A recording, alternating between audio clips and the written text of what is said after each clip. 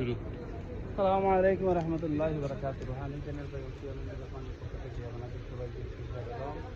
আজকে এই মুহূর্তে আসলাম জমারাত যেখানে বলা হয়, যেখানে শয়তানকে পাথর মারা হয়। শয়তানকে পাথর মারা, এই যে সাদা জায়গাটা, এই যে এটার নিচে পিলার আছে, এখানে শয়তানকে পাথর মারা হয়। যে শয়তান ধোঁকা দিয়েছিল হযরতে ইব্রাহিম আলাইহিস সালামকে, যাতে ইসমাঈল আলাইহিস সালামকে কোরবানি করা না হয়। সেই জন্য এই শয়তানকে পাথর মারার জন্য নিচে যত হাজিরা আছে সবাই মিলে শয়তানকে পাথর মারে। এটা হচ্ছে এই জায়গা, এটা মিনায়, এই স্থানটা পড়ছে মিনায়। মিনার মধ্যে এই জমারাত বলা হয় আরবিতে, যেটাকে পাথর মারা হয় শয়তান।